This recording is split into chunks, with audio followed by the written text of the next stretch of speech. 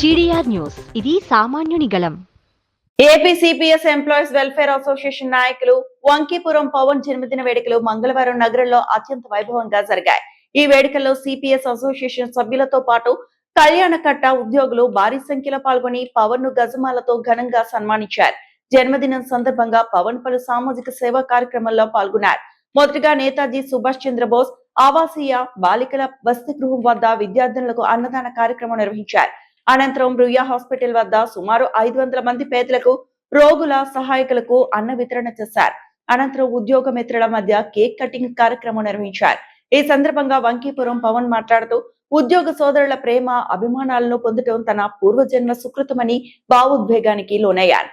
ఎల్లప్పుడూ అందరికీ అందుబాటులో ఉంటూ ఉద్యోగుల సమస్యల పరిష్కారానికి అండగా ఉంటారని ఆయన హామీ ఇచ్చారు. ఈ కార్యక్రమంలో భారీ సంఖ్యలో సిపిఎస్ ఉద్యోగులు మరియు టీటీడీ ఉద్యోగులు పాల్గొని పవన్ కు శుభాకాంక్షలు తెలియజేశారు.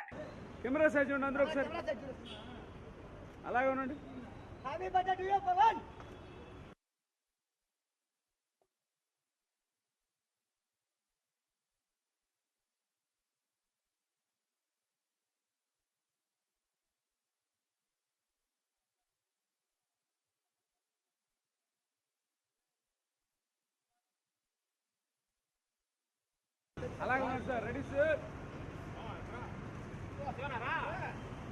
అలాగే ఉండాలి.